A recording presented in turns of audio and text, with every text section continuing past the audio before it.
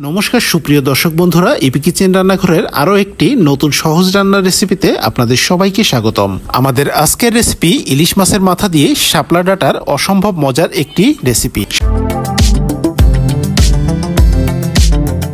শাপলা বাংলাদেশের জাতীয় ফুল হলেও শাপলা ডাঁটা সবজি হিসাবে দারুণ জনপ্রিয়। প্রচুর পরিমাণ ক্যালসিয়াম আর আয়রন থাকায় এটি স্বাস্থ্যের জন্য ভীষণ উপকারী।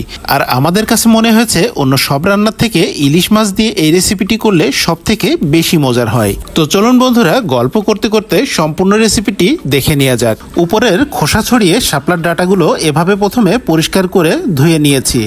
এরপর ইলিশ মাছের মাথা ও লেজ আমরা কেটে কেটে টুকরো করে নিয়েছি এবং সেগুলোতে লবণ এবং হলুদ মাখিয়ে প্রথমে কিছুক্ষণ রেখে দিচ্ছি। শাপলা ডাঁটাগুলো কিছুক্ষণের জন্য ধুয়ে রেখে দিয়েছিলাম যাতে এর থেকে জলটা শুকিয়ে যায়। এরপর কড়াইতে তেল গরম করে নিয়ে এতে দিয়ে দেব একমাত্র মশলা হিসেবে কালো সরিষা। কালো সরিষাগুলি দেবার পরে কিছুক্ষণ নাড়াচাড়া করে এতে দিয়ে দেব ইলিশ মাছগুলি। সরিষা ফোড়নে ইলিশ মাছগুলো এভাবে ভেজে নিলে এই রান্নায় কিন্তু অসাধারণ একটি টেস্ট আসে। আমার এক নিউ ইয়র্ক প্রবাসী বন্ধুর সাথে একদিন কথা হচ্ছিল, তো ওর নাকি হঠাৎ করে একদিন শাপলা ডাঁটি দিয়ে চিংড়ি মাছ খেতে ইচ্ছে করছে ভীষণ রকমের। তো আমি ওর কাছে শুনলাম যে তোদের ওখানে পাওয়া যায় কিনা। তো ও বলল ওদের ওখানে নাকি এরকম শাপলা ডাঁটি পাওয়া যায়, 1 পাউন্ডের দাম প্রায় $12। তো বাংলাদেশি টাকায় এরকম 1 কেজি শাপলার দাম কিন্তু প্রায় 2400 থেকে 2500 টাকা হতে পারে। আর আমাদের দেশে মাত্র 30 থেকে 40 টাকায় এরকম 1 কাঠি শাপলা খুব অনায়াসে পাওয়া যায়। তো এর মাঝে আমাদের মাছগুলো ভেজে নেওয়া হয়ে গেছে। এবার আমরা ওই তেলেই দিয়ে দিলাম 4-5টি চেরা কাঁচা লঙ্কা।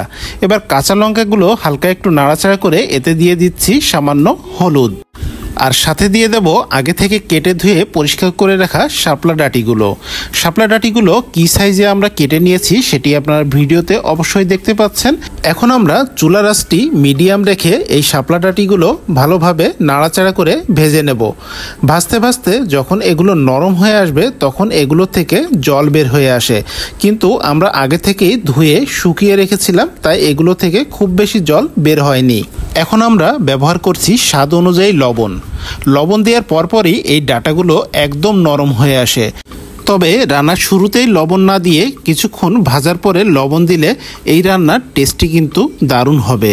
বন্ধুরা, আপনারা দেখতে পাচ্ছেন শাপলাগুলো কিন্তু একদম নরম হয়ে গেছে। আর এই পর্যায়ে আমরা আগে থেকে ভেজে রাখা ইলিশ মাছের মাথাগুলোই দিয়ে দিচ্ছি। মাথা দেওয়ার পরে এগুলো আমরা নেড়ে চেড়ে ভালোভাবে এগুলোর সাথে মিশিয়ে দেব।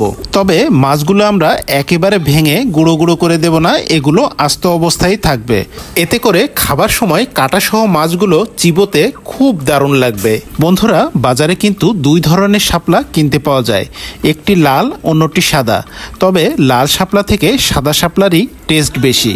তাই এই রেসিপিটি তৈরি করতে চাইলে বাজার থেকে সাদা শাপলাটাই কিনে নেওয়া বেস্ট। টেস্টে ব্যালেন্স আনার জন্য সামান্য চিনিও এই রান্নার শেষে ব্যবহার করা যেতে পারে, তবে সেটি সম্পূর্ণ অপশনাল। আমাদের রান্নাটি কিন্তু হয়ে গেছে। এই রান্নাটি যেহেতু হালকা হালকা মিষ্টি স্বাদের, তাই বাচ্চাদের কাছেও কিন্তু এই রেসিপিটি ভীষণ প্রিয়।